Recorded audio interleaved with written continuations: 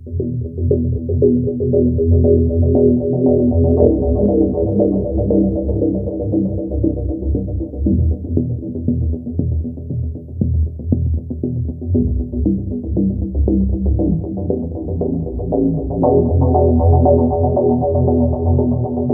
TKP, kemudian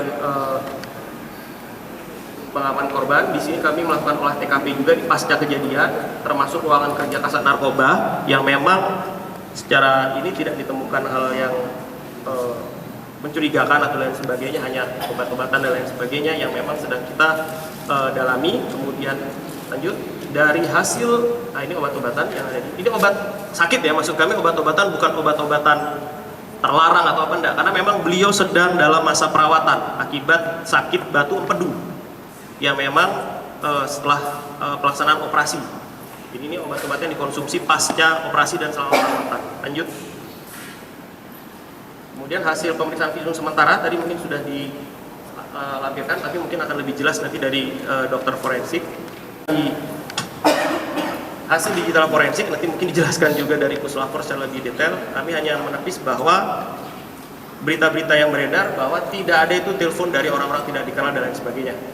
Di sini yang menelpon semuanya orang yang dikenal oleh beliau, mulai dari keluarga, anak buah, kemudian banyak istri, mungkin istri, kemudian anak buah beliau, Kasat Narkoba, yang semua sudah kita ambil keterangan kecuali istri ya, karena masih berduka. Secara garis besar seperti itu. Bahwa terdapat 6 aktivitas panggilan.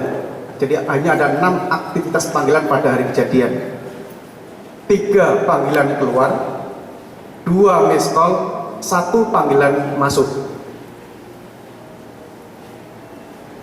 Aktivitas panggilan pertama kali itu terekam pada pukul 06.55.03. Jadi di pagi hari. Kemudian panggilan terakhir terekam pada pukul 09.29.26. Jadi sekali lagi panggilan terakhir 09.29.26, di mana panggilan terakhir ada komunikasi selama 38 detik.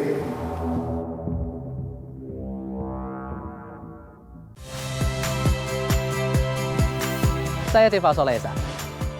Saksikan program-program Kompas TV melalui siaran digital, pay TV, dan media streaming lainnya. Kompas TV, independen, terpercaya.